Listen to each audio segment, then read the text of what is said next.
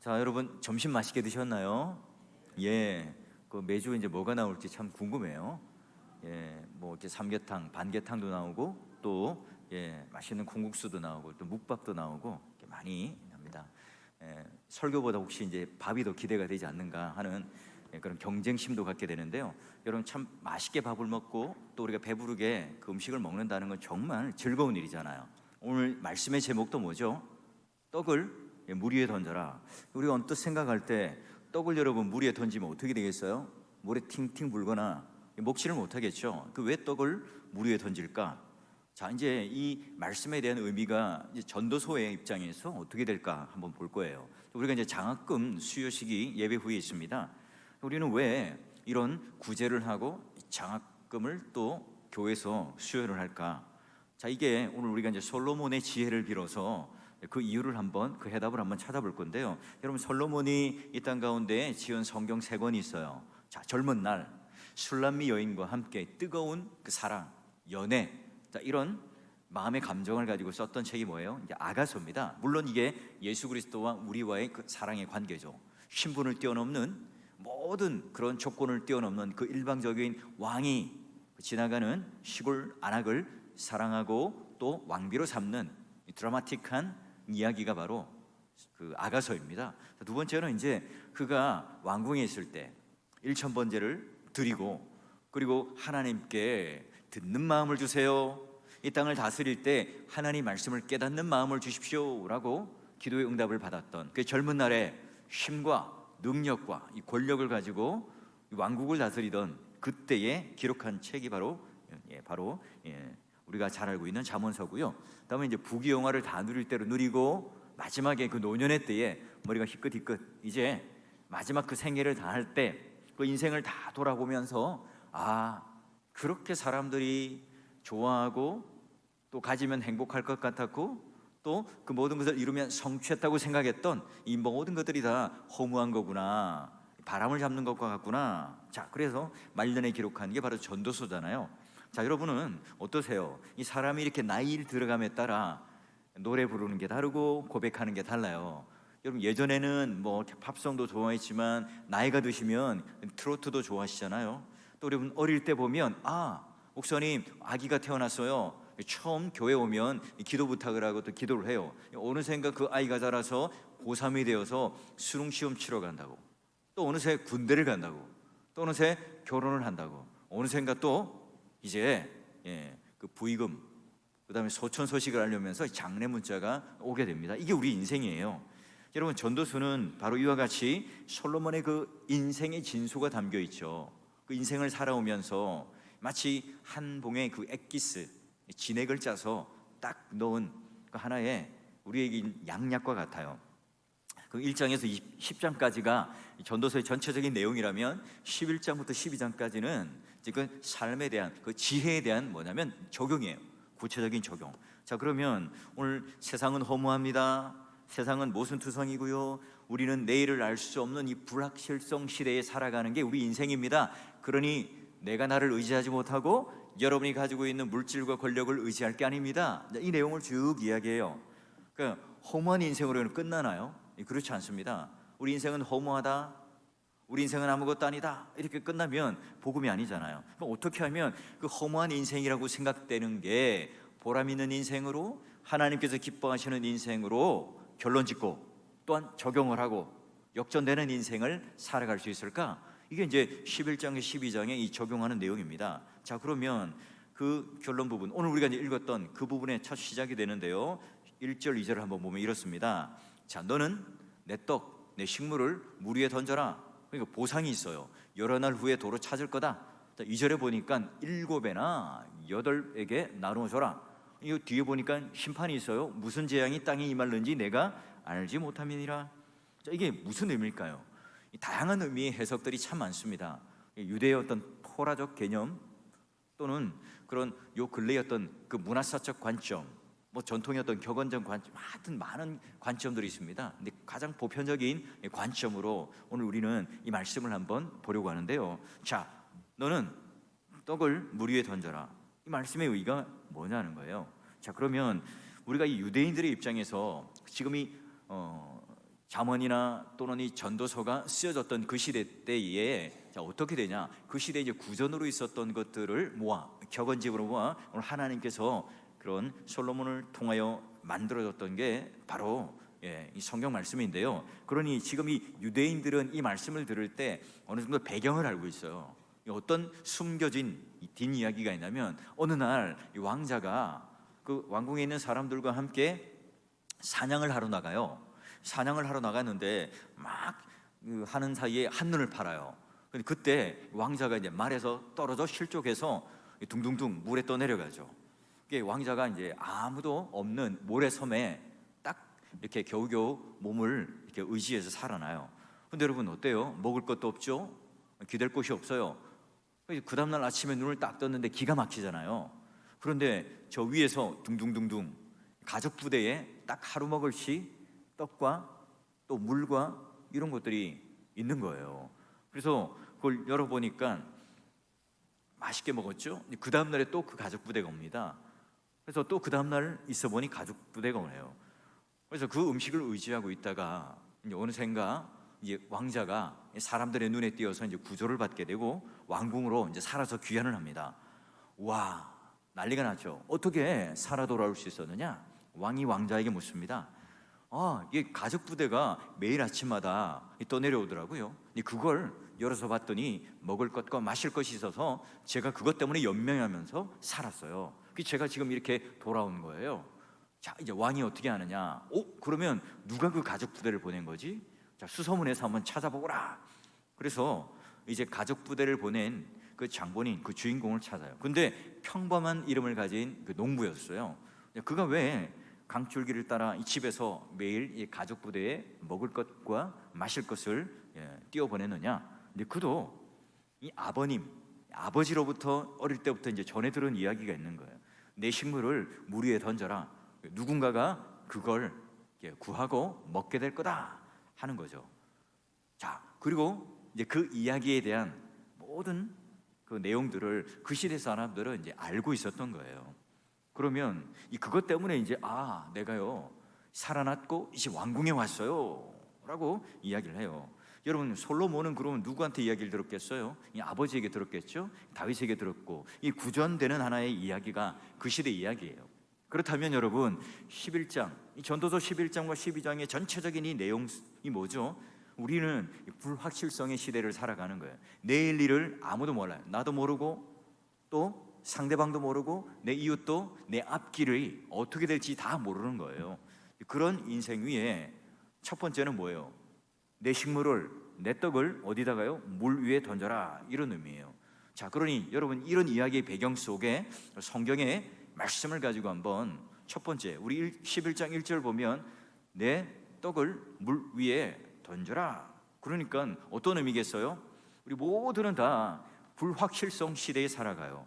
우리는 지금 우리 시간, 강물, 현재라는 시간의 강물에 이걸 던지면 결국은 1차적으로 여러분 우리가 노년에 더 가지려고 더 쥐려고 이렇게 하는 게 아니라 바로 이런 내 인생에 있어서 어떻게 될지 모르지만 이걸 내 안에 소유하는 것이 아니라 내 밖으로 흘려보내어서 던지라는 거예요. 그러니 내 소중하게 여기는 가장 내가 기뻐하는 것, 내가 쥐고 있는 것, 이걸 과감히 어디다가요? 물 위에 던져라. 그러니 오늘 우리 자신에게 기뻐하는 것들을 나누어 주어라, 던져라, 물 위에 떠나 보내라, 이런 의미죠. 물 위에 던지듯 누가 이걸 받을지 몰라요. 또 이걸 받는 사람은 누가 이걸 보낸지는 몰라요. 그러니 모두가 다 익명성, 내가 했으니 내가 나를 사랑하는 공로가 되는 것도 아니고 내가 이걸 받으니 또한 그것이 누구로부터 왔는지도 모르는 가운데 강물을 던져요. 그러니 어떤 의미죠? 내가 무언가 남고 능력이 있어서 자랑하는 것도 아니에요. 바로 이 하나님의 큰 뜻, 하나님의 섭리, 하나님의 그 경륜 속에서 어떻게 해요? 나보다 내 생각을 더 정확히 알고 꿰뚫어 보시고 모든 것을 주관하시는 하나님께서 처음과 시작을 다 하실 거라는 거예요. 그래서 가장 합당한 자에게 하나님께서 은밀히 보시고 또한 모든 것을 아시는 그분께서 바로 이와 같이 이 떡과 이 물을 받을 수 있도록 정해 주시는 거예요. 여러분, 이게 바로 이제 1차적인 보상이죠. 이게 바로 지금 나에게 오는 이 보상으로만 생각하면, 이 협소하게 생각하면, 나에게 그러면 오는 물질적인 보상은 뭐지? 여러분, 이게 하나의 투자가 되고 투기가 되는 거죠. 여러분, 우리는 예전에 비하면 얼마나 넉넉한 삶을 삽니까? 너무 많은 것을 누리고 살아도 우리는 안달복달 못해요. 왜 그럴까요? 여러분, 그 시대에 누렸던 이 지혜처럼 하나님 말씀에 우리가 순종하는 이 일에 우리가 열심을 내지 못해요. 여러분, 이 전도서의 말씀을 우리가 구현해내지 못하죠. 우리는 꼭 뭔가 출처가 있어야 되고, 뭔가 대상이 있어야 되고, 뭔가 내 확신과 내 자랑이 있어야 된다고 생각하잖아요. 근데 여기 지금 전도서는 보니까 물 위에 던지라는 말은 어떤 의미겠어요? 내가 바로 출처다, 또 그 대상이다, 이걸 명확하게 자랑함으로 말미암아 서로에게 가지는 부담을 가지지 않도록 하나님께서 이 모든 것들을 다 주관하시도록 하는 거죠. 그리고 흐르는 물에 과감히 뭘 던져요? 여러분, 물질을 던진다, 식물을 던진다는 것은 나를 던지는 거잖아요. 내가 가지고 있는 의지, 내가 가지고 있는 욕심을 던지는 거예요. 열어난 후에 뭐 어떤 보상이 있을까요? 내가 이게 새로워지는 보상이 뭐예요? 내 욕심을, 내 욕망을 버리는 것. 그리고 뭘 찾아요? 하나님의 신뢰를 구하고 하나님께 모든 것을 과감히 던지고 순종하는 그 자체가 여러분 1차적인 우리에게 오는 보상 아니겠어요? 너는 내 식물을 던져라, 내 운명을 내어줘라, 내 뜻과 내 모든 생명을 내어주어라.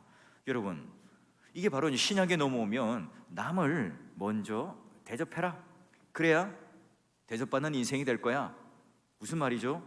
우리가 take and give가 아니라 바로 하나님 앞에 먼저 give and take가 아니라 take and give로 먼저 우리가 받는 게 아니라, 받고 나니까 보상으로 주는 게 아니라 먼저 나눠줘요.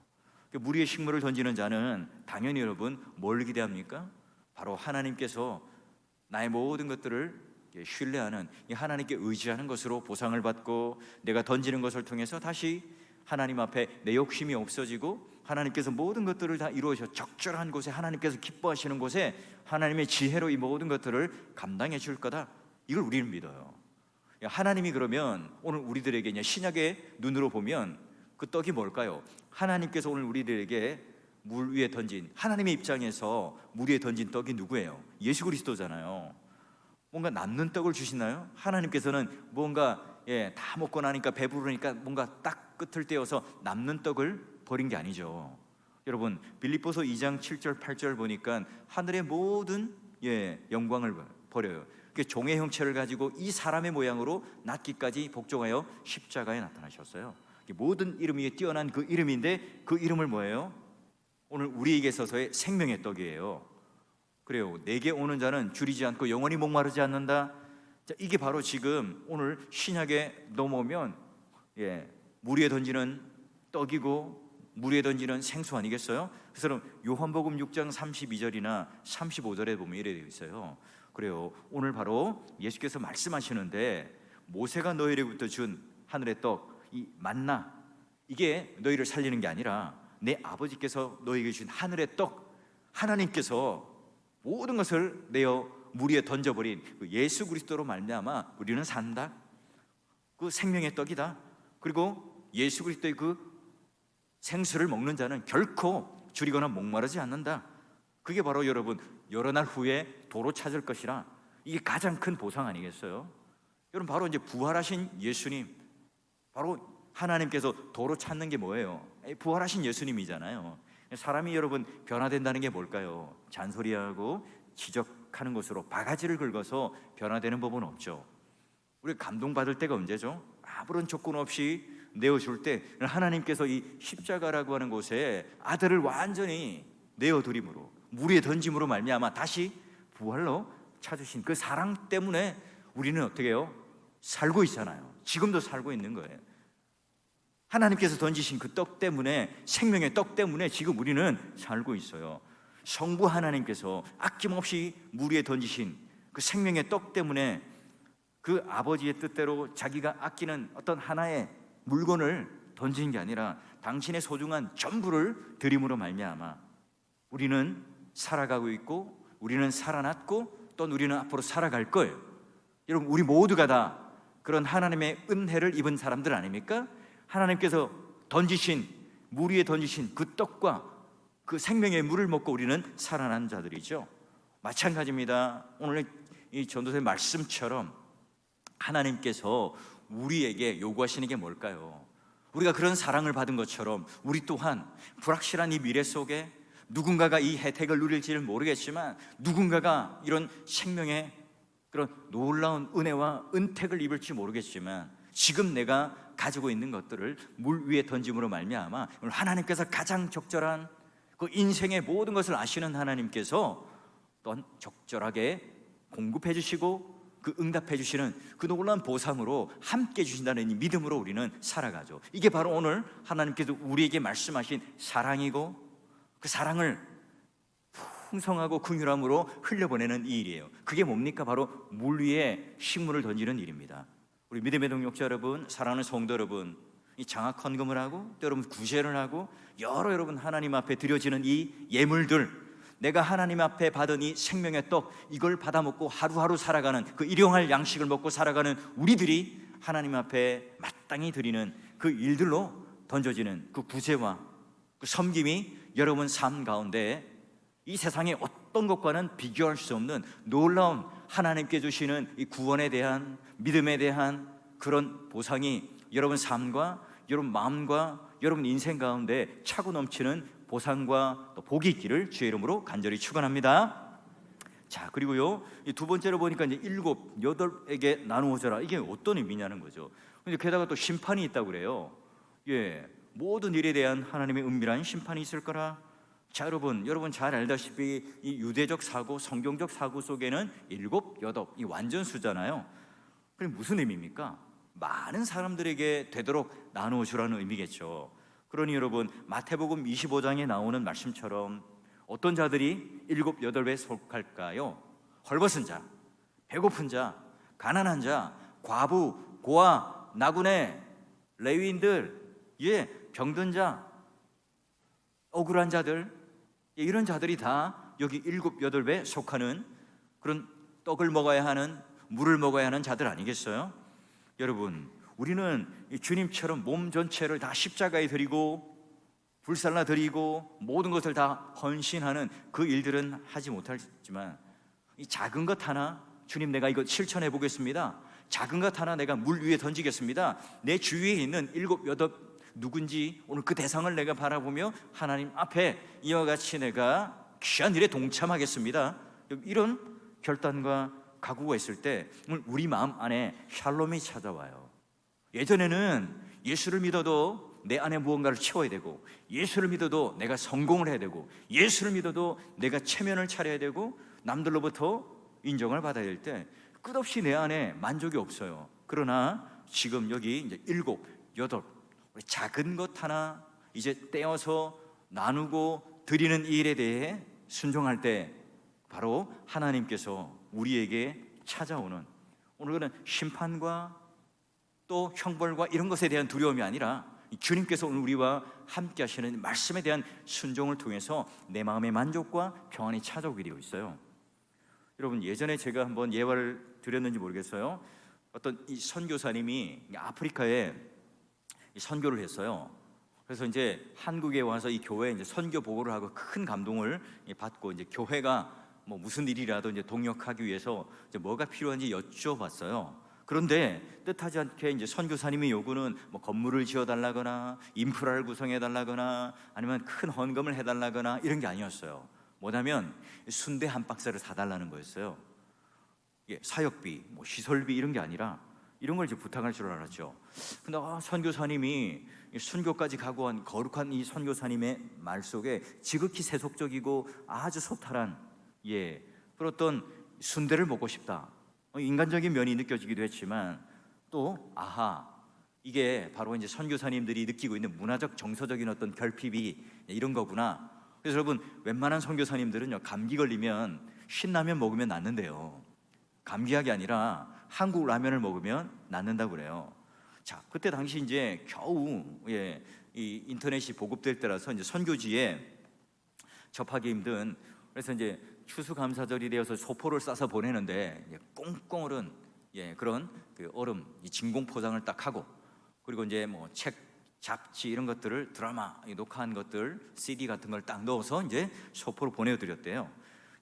그걸 이제 받으시고 뭐 선교사님이 너무너무 기뻐가지고 감동을 해가지고 근데 이렇게 그 답장이 왔대요.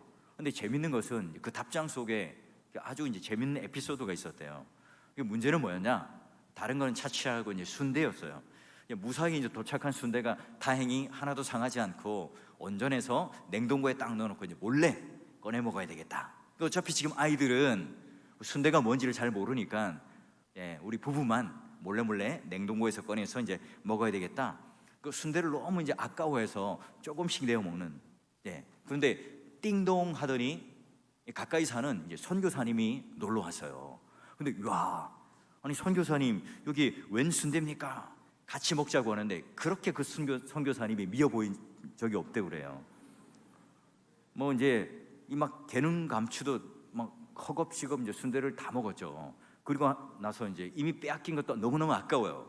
그런데 아니 선교사님 순대 더 없어요? 라고 묻는 거예요. 그 선교사님이 어떻게 했겠어요? 아낌없이 내어드리리다. 냉동고를 연 게 아니라 순대 없는데요. 이미 이제 빼앗긴 것도 아까워서 이제 거짓말을 했다고 그래요. 그날 밤 이제 거저받은 이 복음을 나누기 위해서 내가 이 순교까지 각오한 이 선교제에 와서, 그리고 이 아프리카 이 험난한 곳에 와서 내가 복음을 전하겠다고 하는데 갑자기 이제 순대 이 하나 때문에 이 거저받은 이 순대 하나 내가 나누지 못하고 동료 선교사님에게 거짓말을 했다는 것, 이것 때문에 이제 밤새도록 마음에 이 선한 양심이 찔려가지고 견딜 수가 없다고 그래요. 그래서 이제 이 순대 하나 때문에 통회 자복하며 회개하고 그 다음날 선교사님을 불러서 다 나누어 드리고 함께 먹었다는 거죠. 순대 하나가 시험거리였다는 거예요. 무슨 말이죠? 뭐 총칼의 위험, 뭐 핍박, 내가 이제 회교도들로 이제 모슬림으로 내가 잡혀가가지고 이제 쫓겨날 그 위험, 이것보다 더 힘든 게 뭐였냐? 아주 작은 것 하나 나누고 또 그것을 함께 즐기는 것, 이게 너무너무 힘들었다는 거죠. 그래요. 우리가 일상을 살아가면서 이 순대 시험은 없습니까? 큰 거 여러분 사실 나누기 쉬워요. 근데 우리 일상에 있는 것들 나누는 것, 우리 아들도 보니까 냉장고에 보면 자기 이름을 써놔요. 아이스크림마다 자기 이름을 써놓는다고요. 그거 손대면 큰일 나요. 여러분 마찬가지예요. 이 작은 것 하나 여러분 우리가 양보하고 나누는 게 더 큰 시험 아니겠어요? 여러분 지금 내게 있는 생명, 양식, 또 모든 것들 우리가 믿음으로 던질 수 있는 이유가 뭐라 그랬어요? 참 생명의 떡이 되신 그분을 하나님께서 쬐끔 아주 귀퉁이가 아니라 모두를 내어주셔서 그 예수님의 사랑으로 우리 모두는 살아났고 지금도 매일매일 던져주시는 생명 양식과 그 떡과 물을 통해서 우리는 살아가고 있어요. 여러분 그러기에 오늘 구제는 누구에게는 하고 누구에게는 하지 말고 또 누구에게는 합당하고 누구에게는 자격이 안 되고 차별 없이 하는 것이 아니라 그냥 물 위에 던지라는 건 불특정 다수에게 하나님께서 원하시는 그 뜻대로 간다 하는 거예요. 그래서 여러분 누구든지 내 이름으로 작은 자 중에 냉수 한 그릇이라도 대접했다 그러면 결단코 하나님께서는 어떻게 해요? 그 상을 잃지 않겠다 말씀하셨고, 또 재물을 흩어서 돕는 자에게는 영구히 그 영광의 뿔이 있을 거라는 약속의 말씀이 우리가 있듯이 냉수 한 그릇까지도 하나님 앞에 베풀면 그 상을 결단코 잊지 않겠다는 주님의 약속, 우리는 그걸 믿고 우리 이름도 없지만 빚도 없지만 주님만을 바라보고 그 생명의 떡을 먹고 경험한 자답게 또 우리는 물 위에 작은 거라도 우리 하나님 앞에 조금씩 물 위에 떡을 던지는 그 삶을 살아가게 되겠죠. 그 여덟 일곱 그 대상이 누구인지는 모르겠지만 그 자들을 향해서 우리는 또한 함께 할 거예요. 자, 덧없는 세상, 허무와 회의가 가득한 이 세상에 하나님께서 우리에게 주신 확실한 축복, 바로 솔로몬이 깨닫고 누렸던 축복이 바로 물 위에 던진다는 것. 그로 말미암아 그 인생의 지혜를 얻었던 것처럼 그 뒤에 이제 3절부터 이제 8절까지의 내용들이 뭐냐? 훌륭한 농부, 농사꾼, 프로농부인데 풍세를 보고 바람을 보고 비를 보고 이걸 농사를 짓는데 그도 아무리 수십 년 농사를 잘해도 그 다음 날 앞으로의 미래를 예측 못한다는 거죠. 아무리 내가 이 전문가적인 자격증과 권위와 학위를 가지고 있어도 우리 인생은 내일을 모르는 거예요. 그래서 천년을 하루같이, 하루를 천년같이 정말로 저 인생을 가지고 하루하루 그 인생을 살아갈 때 바로 불의한 재물로 친구를 사귀는 지혜로운 청지기, 또 하나님께 칭찬받는 하나님의 종이 되기를 바라고요. 우리 성도들께서 장학 헌금을 하시고 또 구제 헌금을 하는 것, 금전적인 여유가 있어서 하는 게 아니잖아요. 그 내가 받는 이 월급, 내가 받는 이 물질, 그 경제적인 빠듯한 경제 속에 내 물 위에 떡을 던지듯 식물을 던지듯 여러분 하고 있는 거 너무너무 잘 압니다. 물질과 형편이 지금 이 장학금을 받는 우리 자녀들보다 더 어려우신 분들이 헌금하는 그런 성도들이 있다는 걸 너무너무 잘 알아요. 그래서 여러분 오늘 이 장학금을 받는 그 대상들도 그걸 아셔야 됩니다. 내가 받을 만한 자격과 조건이 되어서가 아니에요. 제가 보면 여기에 대한 이 감사의 편지를 쓴다든지 감사의 표현을 하는 분들이 너무너무 적어요. 극히 적어요. 여러분들도 마찬가지입니다. 여러분이 이런 장학금과 또 이런 수혜를 받는 자답게 여러분 또한 나중에, 아니 지금 여러분 역시 물 위에 떡을 던지는, 식물을 던지는 그 인생을 살아가실 때 훗날 하나님이 주시는 보상과 또 훗날 우리에게 있는 그 심판이 아니라 오늘 내 마음에 주는 하나님의 평안이 여러분 가운데 있을 거예요. 여러분 또한 마지막 심판 때에 칭찬받는 종이 되시고, 또한 여러분을 통해서 우리 모두가 이렇게 강물 위에, 물 위에 떡을 던지는, 식물을 던지는 그 일들에 동참함으로 말미암아 여러분 또 믿음의 후배가, 여러분의 또 밑에 있는 여러분 또 자녀들이 함께 이와 같이 하나님 앞에 이런 생명의 떡을 먹고 살아나고 또 위로를 얻고 격려를 얻고 또 하나님께서 주시는 이 놀라운 하나님의 경륜과 뜻을 이뤄가는 저와 여러분, 또 우리 오늘 장학금을 받게 되는, 또 우리 헌금을 하고 또 이 장학 헌금을 통해서 하나님께 이 명령과 말씀을 지키는 성도의 신실함들이 하나님께 특별한 보상과 또 하나님께 주시는 놀라운 위로와 격려가 저와 여러분 삶 가운데 함께 있기를 주의 이름으로 축원합니다.